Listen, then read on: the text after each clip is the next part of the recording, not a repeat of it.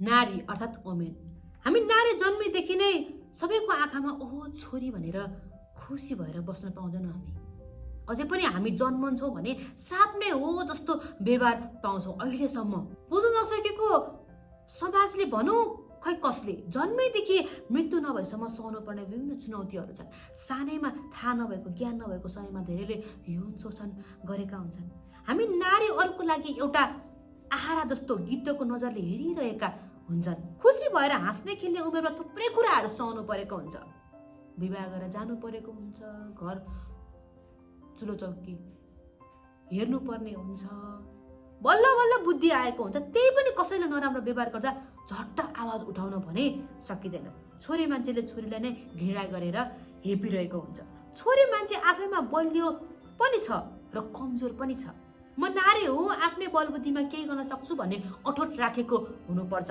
बलियो जसुकै परिस्थिति आए पनि म गर्न सक्छु, ममा त्यो क्षमता छ भन्न सक्नु पर्दछ। धेरै नै धेरै कुराहरू सुनाउँछन्। नारीको थुप्रै जिम्मेवारी हुन्छ।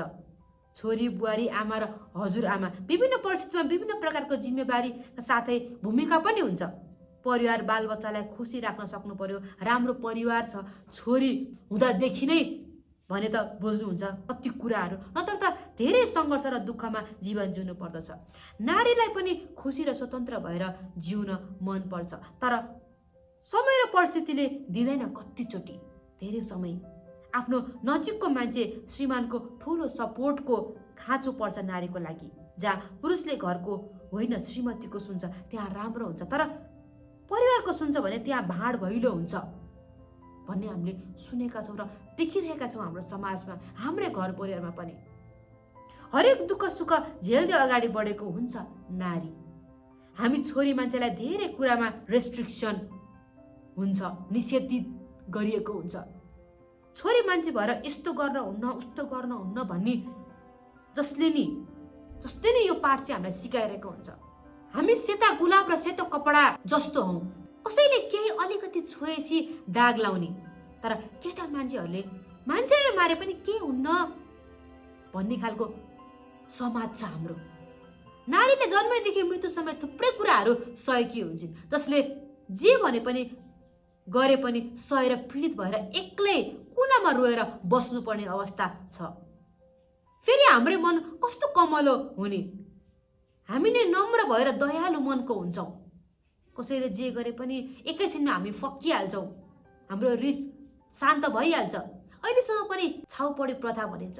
छोरी मान्छे पर सर्दा अहिलेसम्म पनि एक्लो एउटा गोठमा बस्नु परेछ। कति अकालमा मृत्युको सामना गर्नु परेको छ छोरी मान्छेहरूले, अकालमै मर्नु परेको छ। सही गलत छुट्याउन नसक्ने अवस्थामा थुप्रो जिम्मेवारीहरूले काँध भरिएको हुन्छ। सोच्दा साह्रै दुःख लाग्छ, हेर्दा झनै नराम्रो लाग्छ, तर परिस्थिति हामी आफैले मोल्नु परिरहेको छ। मैले त होइन, तर म जस्तै एउटा नारीले त्यो कुराहरू भोगिरहेको छ। आज नारीको लागि बोली दिने हामी कमै मात्रामा पाउँछौँ, जसले जे भने पनि हामीले मान्नुपर्छ। हस् हजुर भनेर हामीले सहज स्वीकार गर्नुपर्ने हुन्छ। परमेश्वरले त पुरुष एक्लै भएको कारणले नारीलाई सहयोगीको रूपमा साथीको रूपमा बनाउनु भएको, तर यहाँ पुरुषले नारीमाथि शोषण गरिरहेको छ। दिन प्रतिदिन हर रात दिन नबनी विभिन्न तरिकाहरूले आजको दिनसम्म यस्तो क्रियाकलापहरू सुन्न र देख्न पाउँदा ज्यादै दुःख लाग्छ। नारी जातिहरू कति महत्त्वपूर्ण छ भन्ने कुरा अझै पनि बुझ्न सकेका छैनन् धेरैले। एउटा सपोर्टिभ उदाहरणीय धैर्य मिहिनेती सुन्दरताले भरिएको आशिषित र मायालु स्वभावको हुन्छ नारीहरू। नारीले चाह्यो भने सबै थोक गर्न सक्छ र उसले गरेको पनि छ र अगाडि पनि बढेको छ। तर कति नारीहरू छ चाहेर पनि उनीहरू अगाडि बढ्न पाइरहेको छैन। धेरै कुराहरूले आफ्नो परिवारको कारणले, आर्थिक स्थितिको कारणले, धेरै कुराहरूले उनीहरू अगाडि बढ्न सकिरहेको छैन। उनीहरूसँग छ खुबीहरू, धेरै कुराहरू छ, तर अगाडि बढ्न सकिरहेको छैन। त्यो नारीहरूको लागि आज बोलिदिने को त? हामी बाइबल धर्मशास्त्रबाट के खण्डहरू हेरौँ। हितोपदेश 31:25 पद।